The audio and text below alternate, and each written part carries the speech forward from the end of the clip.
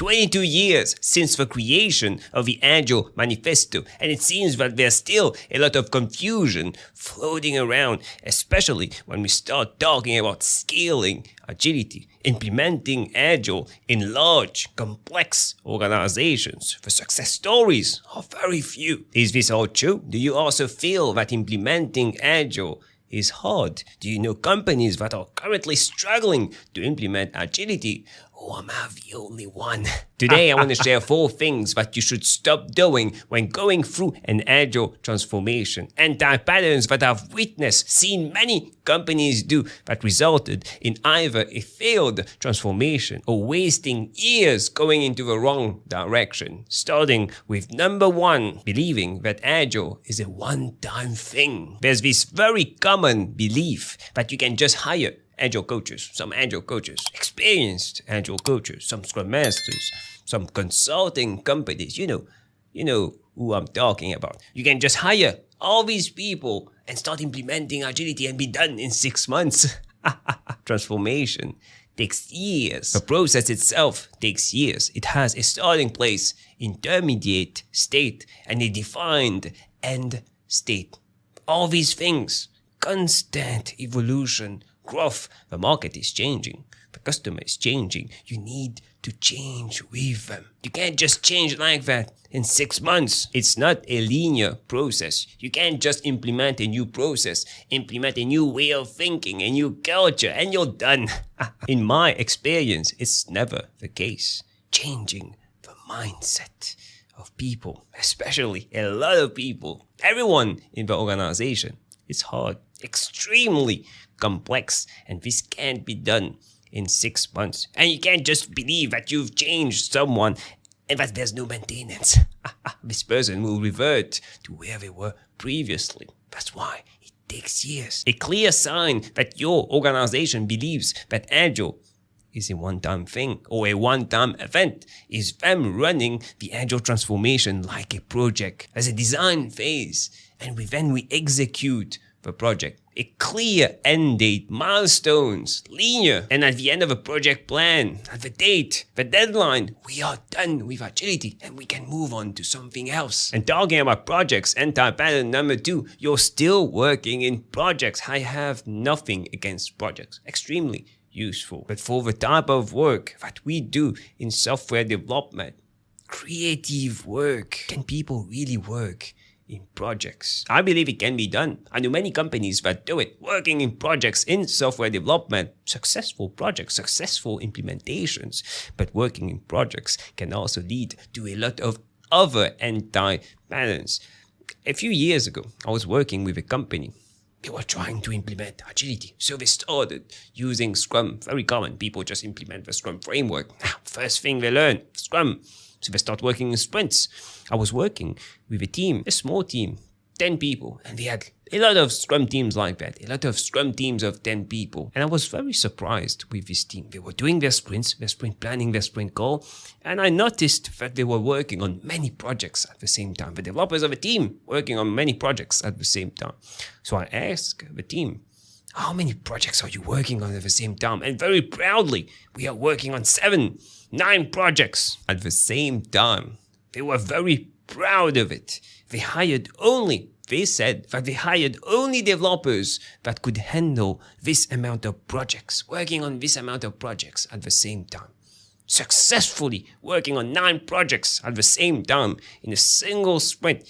They hired only these kinds of high performers who could do it. I worked with a team. I worked with an engineering lead, tech leads, the architects to try to measure the productivity of a team, the efficiency, the effectiveness of a team. And we realized that the team was only 20% effective compared to other teams that were not working on multiple projects. There's a lot of studies that have been done on this topic. Context switching, multitasking, we all know it's bad, but we keep on doing it. This project-oriented approach leads to these kinds of people working on multiple projects at the same time.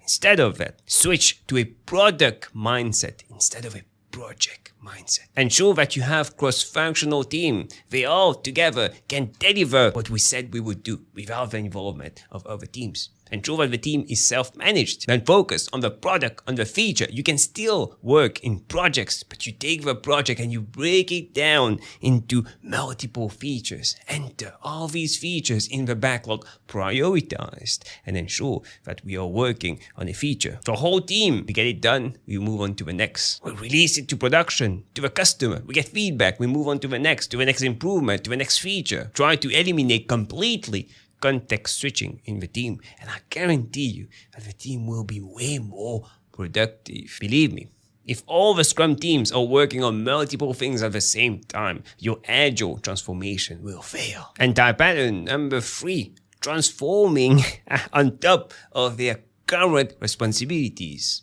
activities.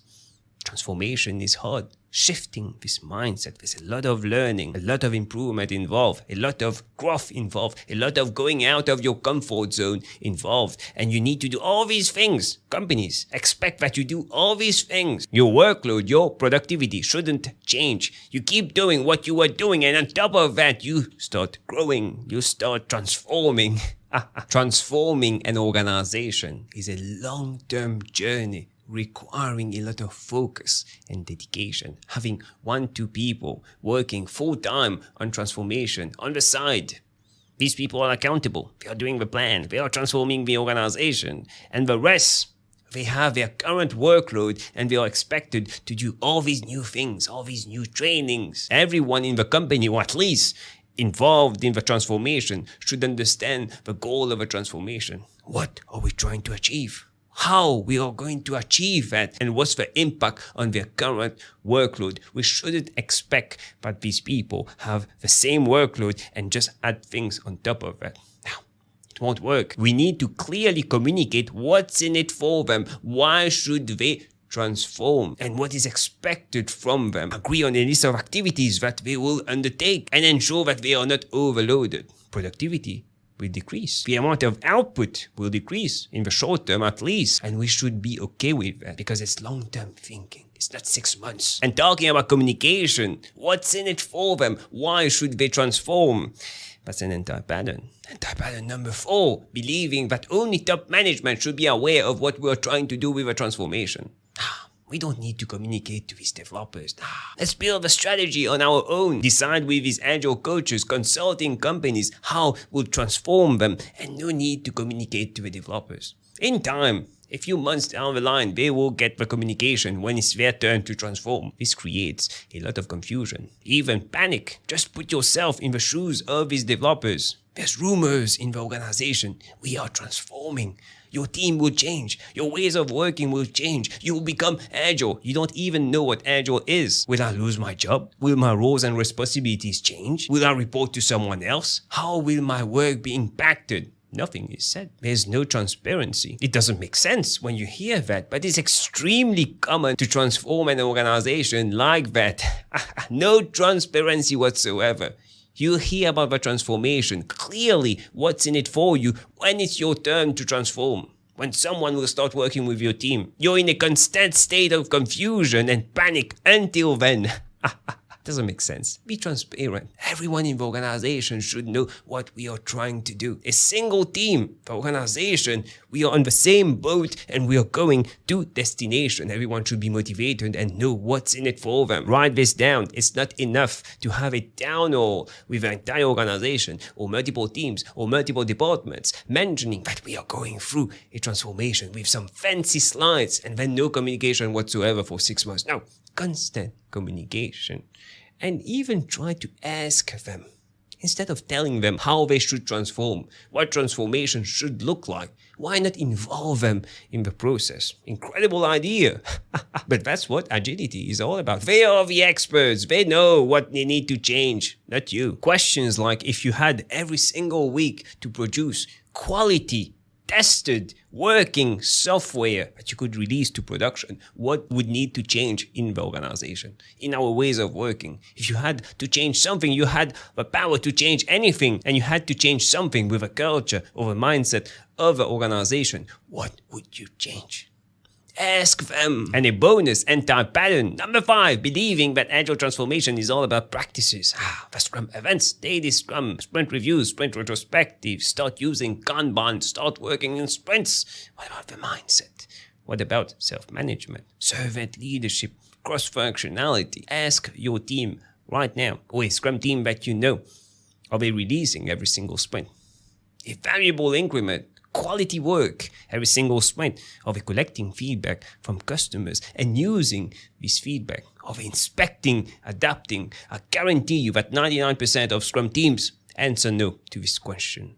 Simple questions, but they are doing the daily Scrums, the sprint retrospectives. They're working with sprints, story points. Yeah, they do these things, but the mindset, the culture didn't change.